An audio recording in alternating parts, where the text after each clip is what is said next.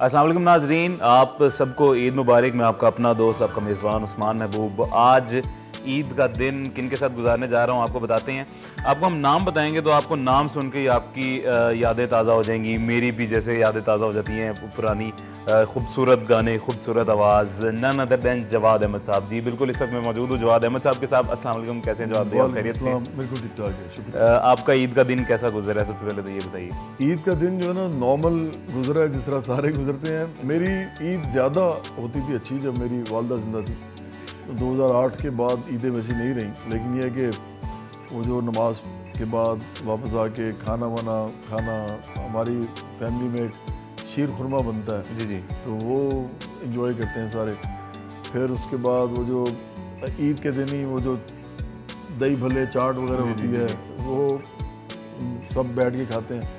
फिर वो कुर्बानी का आपको पता अमल है, हम तो ऐसे इज्तिमाई कुर्बानी जो है ना उसमें हिस्सा डाल देते हैं। ज़बरदस्त। तो वो गोश्त आता है तो उसको बांट देते हैं लोगों में। तो साथ खाना वाना दोपहर का बड़ा ज़बरदस्त होता है, डेफिनेटली सारों का ही होता है। उस दिन गोश्त पकता है हर किस्म का, आलू गोश्त भी पकता है जो मुझे बड़ा पसंद है, पुलाव पकता है, मटन पुलाव जो होता है। फिर रिश्तेदार दोस्त वो तो फिर 3 दिन चलता रहता है कि आप उनके साथ आना जाना उनके घर में लगा रहता है। बिल्कुल इस तरह गुजरती है ईद। इसी तरह गुजरती ईद। मतलब ये रौनकों से भरपूर होती है सबकी, आपकी भी बड़ी खूबसूरत रौनकों से। तो जवाब भी जैसा कि आपको पता है कि आपने बहुत से लोगों का जो है ना बचपन खूबसूरत बनाया, मुझ समेत।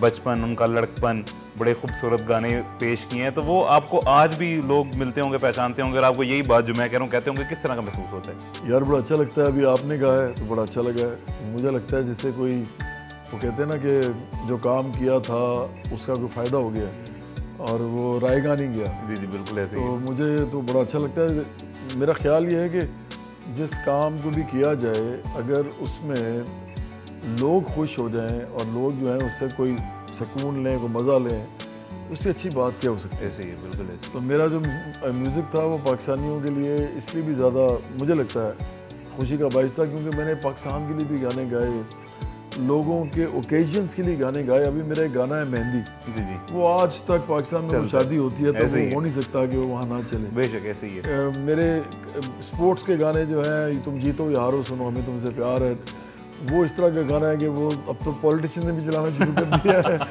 और वो जहाँ पर भी हार जीत की बात हो तो लोग जो है वो करना शुरू कर देते हैं। दोस्ती मेरा गाना मुझे बड़ा अच्छा लगता है। फिर भंगड़े हैं कुछ जो कि लोगों को फेस्टिविटी एंजॉय करवाते हैं। मतलब अगर आप इकट्ठे बैठे हैं, कोई शादी वादी हो रही है या कोई वैसे ही अल्लाह गुल्ला हो रहा है तो लोग डांस करना चाहते हैं तो वो ऊँचिया मजा जाए वो लगा लेते हैं। बहुत एनर्जेटिक गाने, बड़े खूबसूरत, लोग खुद ही अंदर से डांस निकलना शुरू हो जाता है। एक मुझे गाना बिन तेरे क्या जीना मुझे बड़ा अच्छा लगता है। उसने मुझे लगता है कि लोगों के अंदर प्यार मोहब्बत की बात की है। रोमांस जो होता है ना वो अगर वो बड़ा खूबसूरत सा हो, जिसमें बड़ी, मैं समझता हूँ अपना अपना होता है। ऐसे ये पॉजिटिव भी लिया जा सकते हैं, नेगेटिव भी लिया। मेरे म्यूजिक में ना ओपरापन आपको कम लगेगा। जी जी।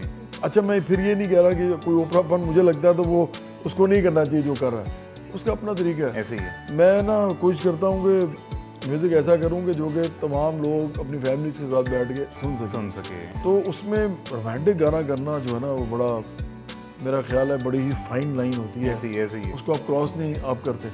तो वो गाना मुझे बड़ा अच्छा लगता है, वो कोई भी सुन सकता है। नहीं, बहुत खूबसूरत, वाकई बहुत खूबसूरत गाना। जवाब भी मुझे ये बताइए कि लिखते भी खुद ही थे, शायर भी मतलब आप खुद थे?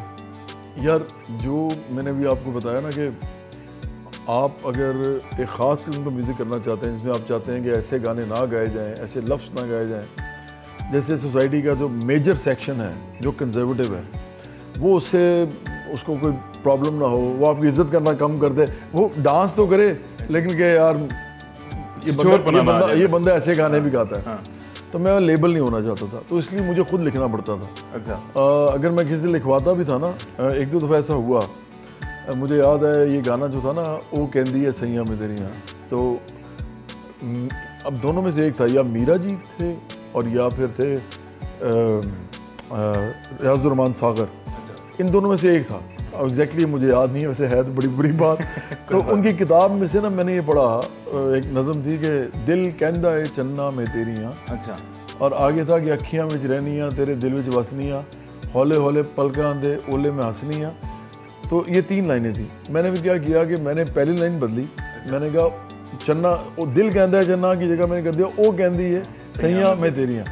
और आखिर में मैंने फिर कर दिया कि तेरी हीर मैं तेरी सोनी तेरी सस्सियाँ। तो उस गाने को मैंने बदल दिया। फिर एक शायर थे, मैं इसलिए पूरी बात आपको बता रहा हूँ कि आपको समझ आए मैं क्या करता हूँ। जी। वो बहुत बड़े शायर थे, अभी भी कर रहे हैं काम, एसएम सादिक साहब। मैंने उनको बुलवाया, मेरे दोस्त थे फोक स्टूडियो में महमूद साहब। उन्होंने कहा यार ये गाना मुझे बड़ा अच्छा लग रहा है, इसके अंतरे लिखवा लो किसी शायर से।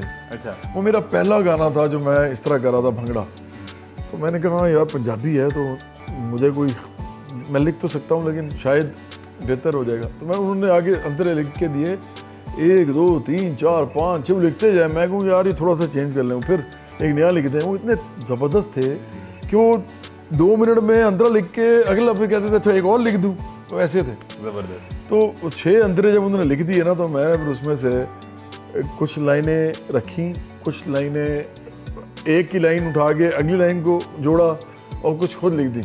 तो मैंने ज़हन में मेरे एक ही चीज़ थी कि ये गाना मेरी मदर जब सुने तो कहेंगे हाँ ठीक है, या कोई भी जो सुने, हाँ, कि मेरे घर से कोई जो मतलब बुजुर्ग सुने तो वो कहें हाँ, वो उसे प्रूव करें। हाँ, वो ये ना हो कि वो उस लाइन से बाहर निकल जाए। तो इसलिए मुझे ना ये सोच के करना पड़ता था। आमतौर पर खुद लिखता था, लेकिन अगर किसी से भी लेता था तो उसको थोड़ा सा चेंज कर लेता अपने अकॉर्डिंग, मतलब मॉडिफाई कर लेते थे थोड़ा सा। ज़बरदस्त, बहुत खूबसूरत। अच्छा जवाद साहब, ये तो हो गई गानों की बात। अब वो ये हमारी ऑडियंस भी हमें देख रही होगी, सुन रही होगी, वो एक अब यूट्यूब पे सर्च करें वो तो करेंगे, सुन लेंगे। कुछ 2 लाइनें मैं चाहता हूँ आप भी अभी ज़रा सुना दें उन्हें, किसी भी खूबसूरत की जो आपको अपना गाना, वैसे तो आपको सभी बहुत ज़्यादा पसंद होंगे, कोई एक जो सबसे खूबसूरत लगता था। मुझे एक गाना अच्छा लगता है जो कि मेरा नहीं ख्याल कि इतना वाइडली हर्ड नहीं है, तो मुझे बड़ा पसंद है, वो मैं गा रहता हूँ। अच्छा जवाद भाई, ये तो होगी आपके सिंगिंग करियर की बात। मुझे अब सॉरी सिंगिंग की बात होगी, करियर को अगर हम थोड़ा सा देखें तो मुझे ये बताइए कि स्टार्टिंग जर्नी किस तरह की थी? यार मेरा जो कैसे शुरू हुआ, कौन एक हकीकी उस्ताद होता है, वो कौन था? अच्छा, मेरा जो म्यूज़िक है ना वो हादसाती है। हम तीनों भाई जो थे ना, हम गाते भी थे और मैं तो फ्लूट भी बजाता था, कीबोर्ड भी और माउथ ऑर्गन भी। फ्लूट मैंने स्कूल से बजानी शुरू कर दी थी क्योंकि हमारा एक बैंड था स्कूल बैंड था, जिसमें फ्लूट वाले होते थे। तो बच्चों को अगर आप शुरू से कोई चीज़ सिखा देना तो उनके अंदर म्यूज़िक आ जाता है। ऐसे ही है। तो वो काफ़ी लोगों में गाना भी शुरू कर देते हैं। आपने शायद नोट नहीं किया, पाकिस्तान में या किया है, पाकिस्तान में हमारे जो अहले तशीह दोस्त हैं और इसी तरह जो क्रिश्चियन हैं, मसीही दोस्त हैं, उनके अंदर म्यूज़िक बहुत है। ऐसे ही है, क्योंकि वो शुरू से बचपन से ना नोहे से लेके चर्च में म्यूज़िक की वजह से उनके वो ट्रेन हो जाते हैं उसके अंदर। इसी तरह हमारे जो क्लासिकल घराने हैं या जो लोग आर्ट में पहले से होते हैं, उनके बच्चे पहले से ऐसे ही है। अब ये तो नहीं कि हर बच्चा ऊपर से गला लेके सही आता है, ऐसे ही है, जरूरी तो नहीं होता, लेकिन वो उनकी इन्वायरमेंट ऐसी होती है कि वो बन जाते हैं ऐसे। बिल्कुल ऐसे ही। तो ये फ़ायदा आपको होता है। मैं जब यूनिवर्सिटी में गया तो वहाँ पर फिर जाके मुझे लगा कि ये तो काम किया जा सकता है। बहुत से लोग गा रहे हैं जो मेरे जैसे ही गाते हैं, तो बहुत ज़्यादा अच्छा नहीं गाते। वो अमानत अली खान नहीं है, मेहदी हसन नहीं है, तो स्टार बन रहे थे नए नए ये सब लोग जो नौजवान हैं। तो मैंने फिर ट्राई किया। पहले तो मुझे जुपिटर्स ने ऑफ़र किया, मैं म्यूज़िक सोसाइटी का प्रेसिडेंट बना यूटी लाहौर में। उधर से मुझे जुपिटर्स एक दिन आए, उन्होंने ऑफ़र किया। जुपिटर्स में मैंने कोई 5.5-6 साल गाया एज लीड वोकलिस्ट। फिर मैंने सियासत करनी थी। मैंने अपने वालिदैन को कहा कि मुझे ना डिग्री मैंने लेके आपको दे दी है, मैकेनिकल इंजीनियरिंग की डिग्री की थी। तो मैंने उनसे कहा कि अब मुझे ना करनी है सियासत, मुझे जाना है इसमें, क्योंकि मुझे किसी ना किसी तरीके से या तो एक ऐसी पार्टी खुद बनानी है जो कि बाएं बाजू की हो आम लोगों की, या किसी में शामिल होऊंगा। अब वो थी कोई नहीं ऐसी। 70 की दहाई में जुल्फ़िकार अली भुट्टो ने एक बाएं बाजू की बड़ी पार्टी बनाई थी, पीपल्स पार्टी। लेकिन अब मुझे लगता है कि अब उसके अंदर और भी एलिमेंट्स आ गए हैं, मतलब जागीरदार भी हैं, सरमायादार भी हैं, उस तरह बड़े लोग हैं। चेंज हो गया। हाँ, तो फिर इसलिए फिर मैंने सोचा कि ये जो म्यूज़िक है ना, इससे मुझे बड़ा प्यार दिया है, लोग बड़ा पसंद करते हैं। लोग कहते हैं यार ये तो मैंने कुछ भी नहीं किया होता, गाना गाया होता, लोग इज्जत करने शुरू कर देते हैं। ऐसे ही है। मैंने कहा ये तो बड़ा अच्छा काम है। फिर मैंने इसको करियर के तौर पे अडॉप्ट किया। ज़बरदस्त। फिर मैंने अपना सोलो करियर किया। सन 2000 से मैंने स्टार्ट किया। तो उसके बाद there was no looking back, it's been 22 years now. तो चल रहा है। तो उसमें फिर सियासत जो है वो हमने तो स्टार्ट कर दी थी, पार्टी हमने 2018 में बनाई है, लेकिन हमने 2011 में एक ऑर्गेनाइजेशन बनाई थी, international youth and workers movement. हम मजदूरों, किसानों, मेहनत कशों, ट्रेड यूनियंस के साथ काम करते थे। हज़ारों में हमने मेंबरशिप की। हम कॉलेज स्कूल में जाके, यूनिवर्सिटी में जाके लेक्चर भी देते थे, तो वहाँ से हमारे बहुत से लोग हमारे साथ आए। बिल्कुल। फिर हमने मेंबरशिप काफ़ी जब हुई तो फिर हमने पार्टी 2018 में अनाउंस की। बिल्कुल ज़बरदस्त। तो नाजरीन, ये 2018 में जो पार्टी अनाउंस की थी और पार्टी कौन सी है और किस तरह, ये आपको बताएंगे एक छोटी सी ब्रेक के बाद। तो अभी वक्त हुआ एक छोटे से वक्फे का, कहीं मत जाइएगा, मिलते हैं इस छोटे से वक्फे के बाद।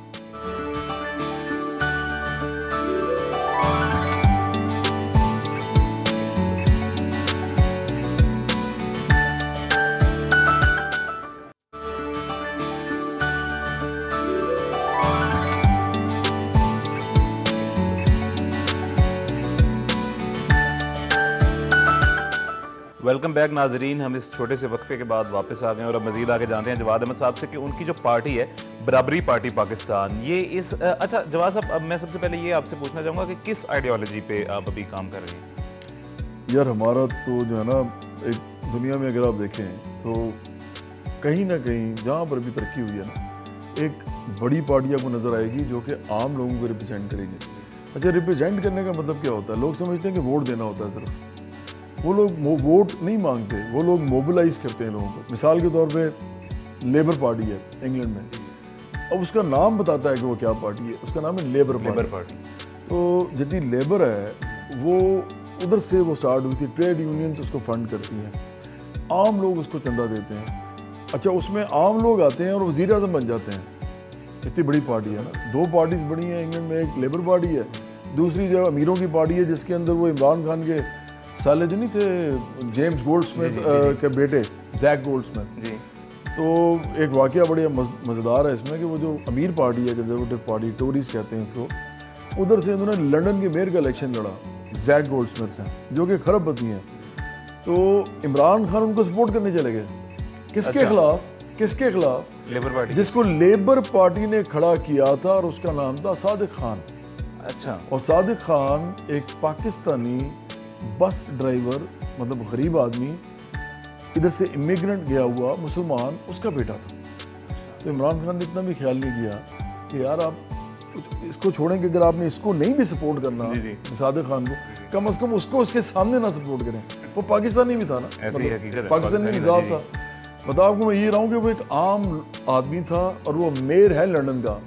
पहले, अच्छा, वो पहले उसने हराया इनके साले को, अच्छा, जैक गोल्डस्मिथ को, उसको भी हराया ये सपोर्ट करने के, लेकिन हार गया वो, हार गया। अच्छा, फिर सेकंड टाइम दोबारा टर्म उसने, फिर वो मेयर है लंदन का। जबरदस्त। तो और वो कौन है? एक बस ड्राइवर का बेटा है। ये सिर्फ लेबर पार्टी कर सकती है। ये मैं आपको बता रहा हूँ कि देखें, पाकिस्तान में अगर कोई आम आदमी या औरत या लड़का लड़की वो एक पार्टी को ज्वाइन करें और उस पार्टी के अंदर जाने के बाद उनको ये ना मसला हो कि मैं पैसे अपने ऊपर कैसे लगाऊंगा, उनको पता हो कि अगर मैं पार्टी में मेहनत करूंगा, इस पार्टी में, तो इलेक्शन मुझे पार्टी लड़ाएगी, मैंने नहीं इलेक्शन लड़ना, पार्टी ने लड़ना। अब पार्टी का क्या तरीका होगा?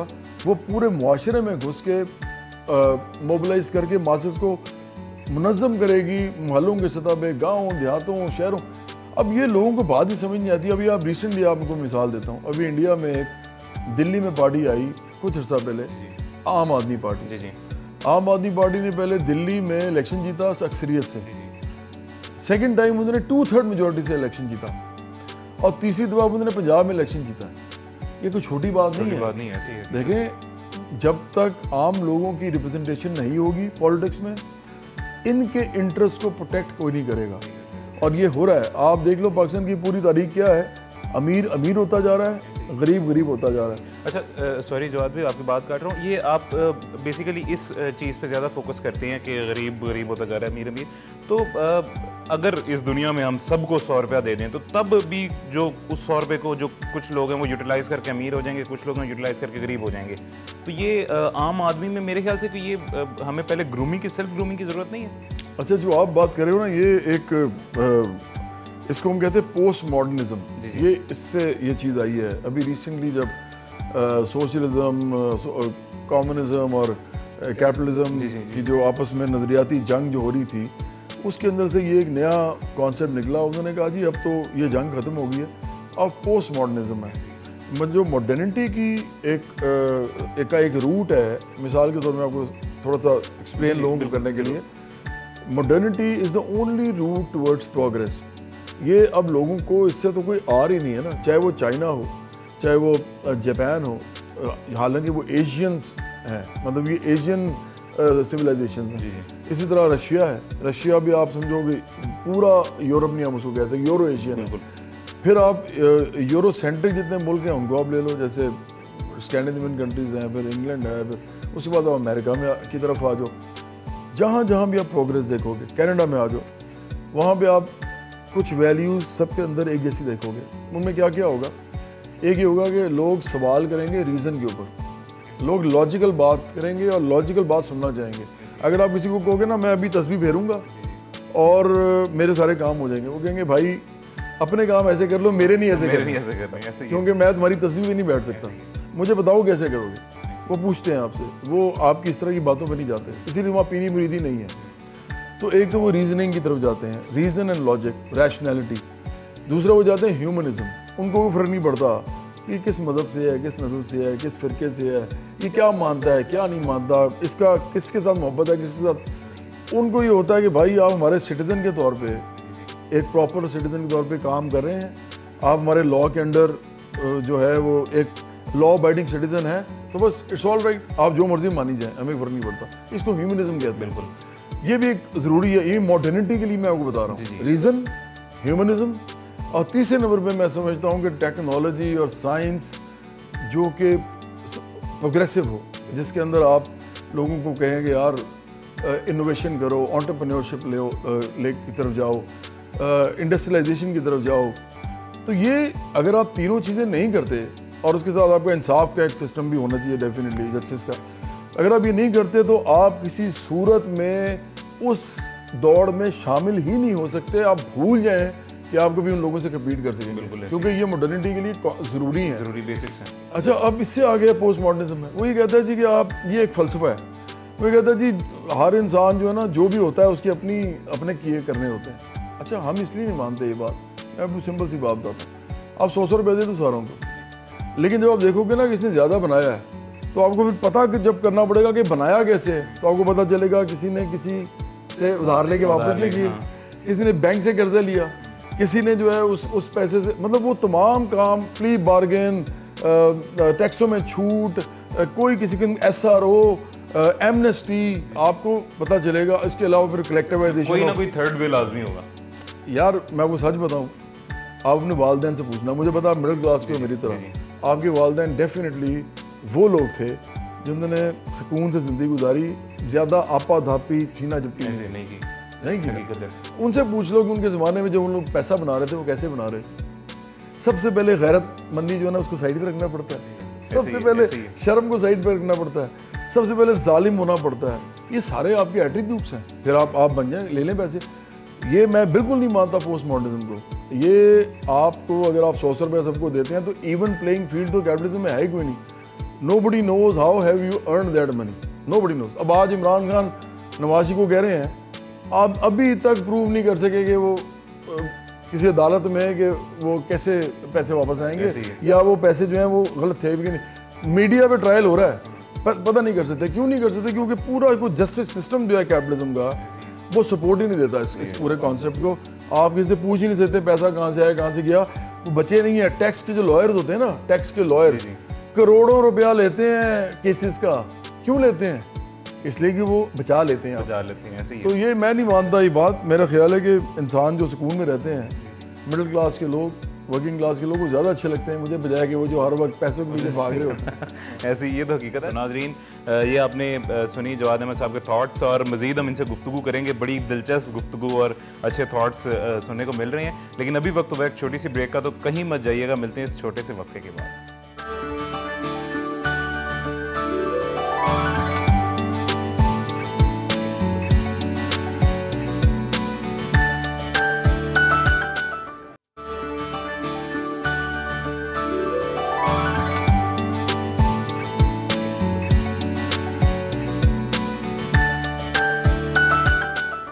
वेलकम बैक नाजरीन, हम वापस आ गए हैं आपके पास इस छोटे से वक्फे के बाद और अपनी गुफ्तगू का सिलसिला जारी रखते हैं जवाद साहब से। अच्छा जवाद भी, मुझे ये बताइएगा कि हमारी जो सोसाइटी है, एक यूथ है जो स्पेसिफिकली, इसमें हेट बहुत ज़्यादा फैल गया और पोलराइज्ड हो गई है सोसाइटी, और इसकी क्या वजह है और इसको हम किस तरह से मतलब ओवरकम कर सकते हैं? अच्छा, पाकिस्तान के अंदर मैंने देखा है जो पार्टीज ग्रो करना चाहती हैं ना, तो उनके सामने ना 2-3 चीज़ें होती हैं और वो उसको पूरी तरह यूज़ करती हैं।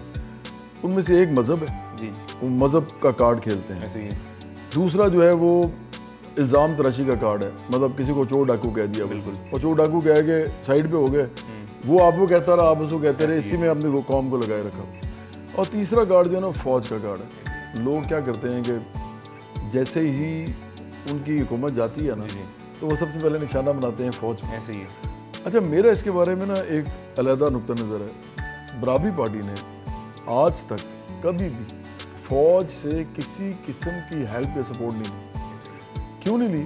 क्योंकि फ़ौज सियासी इदारा नहीं है। ऐसे ही फ़ौज हमारा बहुत ही खूबसूरत इदारा है, वो हमारा तहफ़्फ़ुज़ करते हैं, वो हमारे आइनी मुहाफ़िज़ हैं। आइन के अंदर है कि वो हमारे मुहाफ़िज़ हैं, वो हमारी सरहदों की हिफाजत करते हैं, वो हमारे लिए जाने देते हैं, वो हमारे लिए लड़ते हैं। ये सब कुछ वो करते हैं। ज़लज़लों सैलाबों में भी वो जाने तक देते हैं, और जिस वो सौबत और परेशानी से गुजरते हैं मैंने ख़ुद अपने सामने देखा हुआ। मुझे तो इसका इसलिए फ़र्स्ट हैंड तजर्बा है कि 2005 का ज़लज़ला है, उसमें मैं बहुत ज़्यादा मैंने काम किया, सैलाबों में भी किया, बल्कि मुझे हुकूमत पाकिस्तान ने उसके लिए इस्तारा इज़हार दिया था, सदर पाकिस्तान ने। तो मुझे इसलिए मैं आपको फ़र्स्ट हैंड बता रहा हूँ, इन लोगों ने इतनी मेहनत की होती है लाइफ में। अगर जब आप इनके अदारे को एकदम ये कहना शुरू करते हैं ना कि ये तो जी ये कर रहे हैं वो कर रहे हैं, तो पहला सवाल ही बनता है कि आपने उनके साथ खड़े होकर काम क्यों किया था, या आपने उनकी सपोर्ट चाहिए क्यों भाई? वो तो सियासी इदारा थे ही नहीं। आप अपना बिल्ड करते, आपको क्या ज़रूरत थी? आप उनकी इज्जत करते ना, उनको प्यार करते, आप उनको सल्यूट करते, बिल्कुल। लेकिन आपने उनको कहा जी देखें जी मैं हुकूमत में आना चाहता हूँ, फिर क्या जी मेरे लिए क्या हुक्म है, क्या सपोर्ट मिल सकती है? पहले आप खुद ये काम करते हैं, उसके बाद जब हुकूमती मामलात में एक तरह से लेज़ॉन या जो भी आपका कनेक्शन होता है उसके अंदर कोई दराड़ आती है और आप साइड पे हो जाते हैं, और होते भी आईनी तरीके से हैं।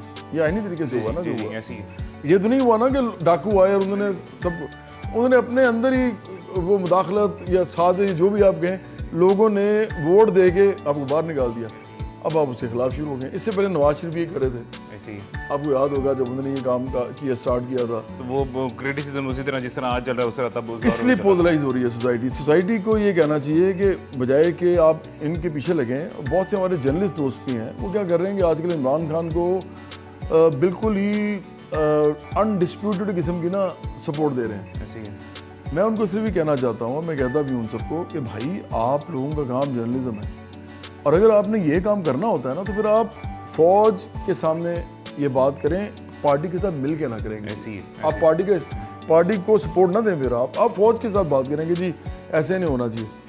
आप जब नवाज शरीफ कह रहे थे तो आप उनके साथ खड़े नहीं हुए थे, अब इमरान खान कह रहे थे तो आप उनके साथ खड़े हैं, इसका मतलब कि आप पार्टीबाजी कर रहे हैं। ऐसे ही जर्नलिस्ट का ये काम ही होना चाहिए। तो इसलिए मैं समझता हूँ कि पोलराइजेशन में पॉलिटिशियंस भी शामिल हैं, पॉलिटिकल पार्टीज भी शामिल हैं, और मेरा अफसोस है कहना पड़ता है कि जर्नलिज्म में भी बहुत से लोग हैं जो ये काम कर रहे हैं, और अब आर्टिस्ट और क्रिकेटर्स और सब वो लोग भी आ रहे हैं, भाई पार्टी ज्वाइन कर लो भाई पार्टी ज्वाइन करो ना, फिर वो ऐसे ही मतलब जो पसंद है उसके शुरू कर दी, और without knowing anything about politics वो किसी को सपोर्ट देना शुरू कर देते हैं। ये मेरा ख्याल है इमेच्योर है, ऐसे नहीं करना चाहिए। तो सेल्फ ग्रूमिंग और सेल्फ मेच्योरिटी पहले ज़्यादा ज़रूरी है डेफिनेटली।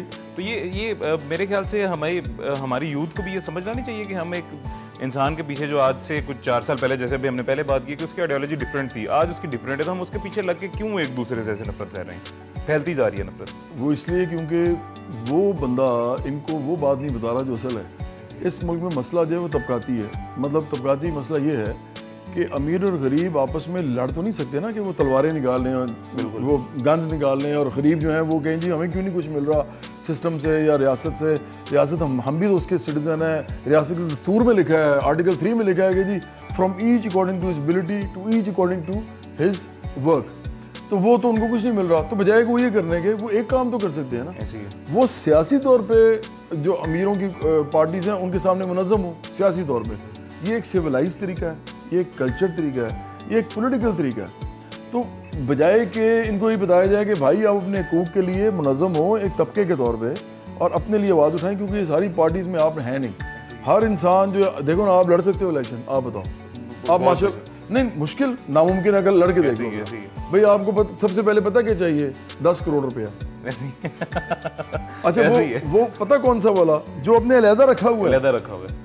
ये नहीं कि आपने सारा जो कुछ भी कमाया सारा लगा दिया, इतने तो हम नहीं इनसेंसिबल। आपने वो पैसा लगाना है जो पहले पड़ा हुआ है। भाई किसके पास होता है मिडिल क्लास के पास, ऐसे ही नहीं होता। तो इसलिए आप रिस्क भी ले रहे होते हैं कि मैं जीतूंगा या नहीं जीतूंगा। अच्छा फिर अगर आप अच्छे इंसान हैं और आपने बाद में कमाने भी नहीं है तो फिर आप लगाएंगे क्यों? 10 करोड़ रुपया।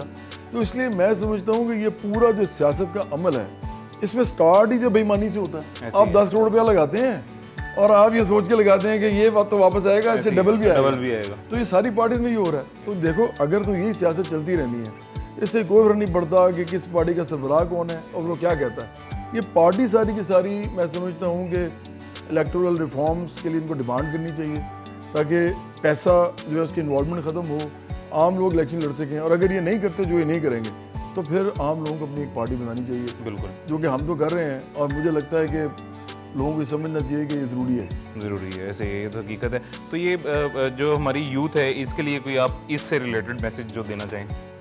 मैं तो ये देना चाहूँगा कि बराबरी पार्टी ज्वाइन करें, ये आपकी पार्टी है। जो सबसे इम्पोर्टेंट बात है ना वो ये कि मैंने पहली दफ़ा इलेक्शन जब लड़ा था तो मैंने इमरान खान, शहबाज शरीफ और बिलावल पुरजदारी के सामने लड़ा था। अब कोई मुझसे पूछे कि यार आपने ये क्यों लड़ा था, तो मैं कोई आपको ऐसा तो कोई इंसान नहीं लग रहा ना, इतनी देर से आप मेरे से बात कर रहे हो कि ये कोई पागल है या कोई बेवकूफ़ इंसान है, बिल्कुल जाहिल है, ये ऐसे ही लड़ पड़ा है। कहते मैं तो जीत जाऊंगा इमरान खान से, मैं तो जीत जाऊंगा बिलावल भुट्टो से, या मैं जीत जाऊंगा शहबाज शरीफ से। मैं इतना बेवकूफ़ नहीं हूँ कि मैं पहले 2 महीने पार्टी को बने हुए हैं और मैं कूद गया और मैं कह रहा तीनों से लड़ूंगा, तीनों से जीत जाऊँगा। मैं इसलिए लड़ा था ताकि मैं सिम्बॉलिकली ये बता सकूँ कि अगर बराबरी पार्टी बन रही है तो एक आदमी जो कि मिडिल क्लास से है वो उन सबराहान से लड़ रहा है, ये सोचे समझे बगैर कि उसके पैसे भी ज़ाया हो रहे हैं, उसकी एनर्जी भी, उसकी एफर्ट भी, लेकिन वो जीत भी नहीं सकता, वो जीतने के लिए लड़ भी नहीं रहा। लेकिन वो ये बता रहा है कि अगर मैं लड़ सकता हूँ तो आगे आने वाले वक्त में बराबरी पार्टी से आम लोग इन बड़े बड़े जो नाम है ना, इतने बड़ी बड़ी चीज़ें बने हुए सारे, जगीदा, असमायदा, वडेरे, कबायली सरदार, फिर ये इलेक्टेबल्स, फिर ये सियासी पीरों मुर्शद खाने, इनके सामने लोग खड़े होकर लड़ सकेंगे। लेकिन जब मैंने ये कर लिया ना तो मैंने अब ये ऐलान किया है पार्टी में, अब मैं बहुत बेहतर पोजीशन में हूँ। अब मैं पार्टी का नाम भी पता है, मैं बड़े शहरों से आराम से लड़ भी सकता हूँ, जीतते हैं हारे हैं लेकिन कम से कम टफ फाइट दे सकते हैं। लेकिन मैंने कह दिया कि मैं इलेक्शन नहीं लड़ूंगा। अब उसकी एक बड़ी सिंपल वजह है, लोग ये कहेंगे कि यार ये आ गया एक और आदमी हमें पागल बनाने, ये 10-15 साल में पागल बनाएगा और लोगों को इकट्ठा करेगा और आखिर में खुद कुछ बन जाएगा। तो मैं कहता हूँ यार वो भी नहीं मैं बनता। मुझे तो ना खाना, मैं आपको बताऊँ अगर मैं आप पे घर आता हूँ ना तो आंटी या अंकल मुझे ना खाना जरूर खिला देंगे, कहेंगे यार ये जवाद उतर आया है, इसको खाना खिला दो। मैं भूखा नहीं मर सकता इस मुल्क में। तो अगर मैं भूखा नहीं मर सकता तो मुझे क्या जरूरत है इलेक्शन लड़ने की? यार मेरे तो मसले नहीं है ना, मसले जिनके हैं वो लड़े आगे। तो इसलिए ये पार्टी हमने ये कहा कि भाई इलेक्शन भी लड़ते भाई, हम पार्टी बनाते हैं, हम सब मिल के। मेरा नाम है थोड़ा बहुत, जो भी चंद करोड़ मुझे जानते हैं, शायद ज़्यादा से जानते हैं, देहातों में मेरे गाने सुने जाते हैं। तो अगर वो जानते हैं तो हम मुनज़्ज़म कर सकते हैं मेरे नाम को इस्तेमाल करके पार्टी को, तो ये काफ़ी है। बाद में लोग इसको खुद ही चलाएं। मेरा टाइम ऐसा है कि पार्टी इतनी ज़बरदस्त बन जाए कि मैं फिर दोबारा म्यूज़िक करूं, फिल्म बनाऊं, ऐसे सुकून में हूं जरा। मुझे क्या ज़रूरत है, मैं कुछ बनने की कोशिश करूं। बिल्कुल हकीकत है। अच्छा जवाद भाई, वो भाभी के बारे में अभी थोड़ी सी बात करेंगे। उन्होंने मेरे ख्याल से जो मेरे इल्म में है कि एक बुटीक वगैरह स्टार्ट की थी। नहीं, वो उनका एक सैलून है। अच्छा सैलून था। हाँ बोले हाँ, वो उनका एक वो शौक है, वो करते हैं। अच्छा तो आपकी सपोर्ट उस लिहाज से किस तरह की? मैं तो समझता हूँ कि देखो बड़ी सिंपल सी बात है, मैंने अभी प्रोग्रेस की आपसे बात की थी, और जब मैं कहता हूँ ना टेक्नोलॉजिकल प्रोग्रेस या साइंटिफिक डेवलपमेंट, तो उसके अंदर सबसे इम्पॉर्टेंट बात है नंबर्स की। हम नंबर गेम में जाते हैं ना, दुनिया में कोई बिजनेस हो, ट्रेड हो, कुछ भी हो, आपने आखिरकार नंबर्स देखने होते हैं। नंबर ऑफ वर्कर्स देखने हैं, उनकी तनख्वाहें कितनी हैं, ये सारे नंबर्स हैं ना। फिर आपने कोई चीज़ मार्केट में फेंकनी है, मार्केटिंग बजट कितना है, पैसे प्राइस क्या रखनी है, जो प्रॉफिट वापस आएगा उसमें से कितना वापस लगाना है अपनी फैक्ट्री को बढ़ाने के लिए, नया इक्विपमेंट खरीदने के लिए, कितना जो है वो इस्तेमाल करना है, कितना बैंक में रख के सूद खाना है, ये सारा आपने सोचा समझा होता है। अगर औरत जो है किसी मुआशरे में काम नहीं करती और किसी मुआशरे में औरत काम करती है, तो आप मुझे बता दें कौन सा मुआशरा तरक्की ज़्यादा करेगा? भाई वो उनकी औरतें काम करिए ना, नंबर ज़्यादा हो गया है, number of people working in that nation या in that country is greater than your number. तो वो तो आप कम्पीट ही नहीं कर सकते। बिल्कुल। तो मैं तो समझता हूँ कि औरतों को अगर पाकिस्तान में काम उन्होंने ना किया, और ये तो इनएविटेबल हो गया ना, बिल्कुल ना किया आप रह जाएंगे। चाइना कर रहा है, जरूर करना चाहिए। चाइना कर रहा है, अमेरिका कर रहा है, कनाडा कर रहा है, जापान कर रहा है, जर्मनी कर रहा है, फ्रांस कर रहा है। आप क्या मैं फिर वही कहूँगा, आप दुआएं मांग मांग के क्या वो उनसे ज़्यादा वो कमा जाएंगे? ऐसा नहीं होता। खुदा ने अकल दी है, खुदा ने सिस्टम भी दिए हैं, ये करना ही पड़ेगा। और ये हमारी ख़वातीन जो है उनको अच्छा एनवायरनमेंट देना चाहिए हमें। बिल्कुल। वो पढ़ें, वो लिखें। मैंने भी गाना गाया था, शायद आपको पता हो, मैंने कहा था कि ये पढ़ें चाहे या काम करें, इन्हें हरदम आगे बढ़ना है। ये घर पर हों या बाहर हों, इन्हें चैन सुकून से जीना है। ये हमारी ही बहन बेटियां हैं, ये माएँ भी हैं, बीवियां हैं। ऐसी है, ज़बरदस्त। तो वुमेन एम्पावरमेंट में भी बड़ा आपका अच्छा मतलब अच्छे थॉट्स हैं। तो नाजरीन, अभी हमारे पास वक्त ख़त्म हुआ है और इन द एंड हम जवाद साहब को दोबारा कहेंगे आपको एक ईद मुबारक, और आप भी ऑडियंस को कोई मैसेज देना चाहिए ईद मुबारक का, या और कोई मैसेज छोटा सा? ईद मुबारक सबको, सिटी 42 की तरफ से भी, मेरी तरफ से भी, आपकी तरफ से भी। और मैं चाहूँगा कि इस प्रोग्राम के तवसत से जो हमने बातें की हैं, लोग उनको थोड़ा सा समझने की कोशिश करें और पार्टी ज्वाइन करें और इस पार्टी को मुनज़्ज़म करें पूरे पाकिस्तान में। तो नाजरीन, अभी वक्त हुआ है हमारे पास ख़त्म। आप अपना ख्याल रखिएगा, अपने मेज़बान उस्मान महबूब को दीजिए इजाज़त। अल्लाह हाफ़िज़।